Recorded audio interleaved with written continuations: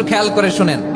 ইফতারির সময় মানুষ এমন কিছু ভুল করে যে ভুলগুলোর জন্য মানুষের রোজার বরকত নষ্ট হয়ে যায়, রোজার ফজিলত নষ্ট হয়ে যায়, রোজার মাহাত্ম্য, রোজার সিগনিফিকেন্স আমরা হারিয়ে ফেলি।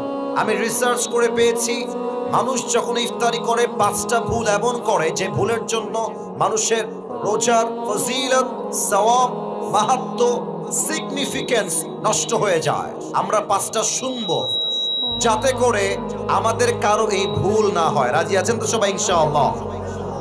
1 নাম্বার, রমজান মাসে অনেকে দেখবেন ইফতারি খেতে বসে একটা ভুল সবাই করে, বেশিরভাগ মানুষ দেখবেন মোবাইল ফোন নিয়ে রেডিওর আজান কখন হবে তারা রেডিওর আজানের অপেক্ষায় থাকে। এটা ভুল ধারণা, মাথায় রাখবেন।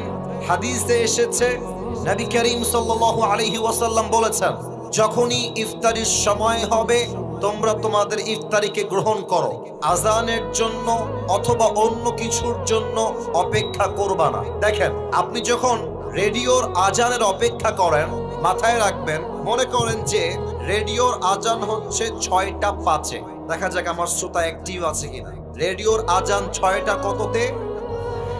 এত আস্তে তো রংপুরের মানুষ কথা কয় না। 6টা। আর আপনার ইফতারির টাইম হলো জেলার 6টার সময়। এখন 6টার সময় ইফতারির টাইম হয়ে গিয়েছে, and you are waiting for the azan of radio. রেডিওর আজান দিলে আপনি ইফতারি খাবেন। তাহলে আপনি যদি রেডিওর আজান অপেক্ষা করেন, আপনার ইফতারি 5 মিনিট পিছিয়ে গেল। তাহলে আপনি নবীর সুন্নাহ অনুযায়ী টাইমকে মেইনটেইন করতে পারলেন। অতএব এখন থেকে নিয়ত করে রাখেন, ইফতারির যখনই টাইম হয়ে যাবে, যেখানে যেই জেলায় যেই টাইম, ওই টাইমে ইফতারি খাবো।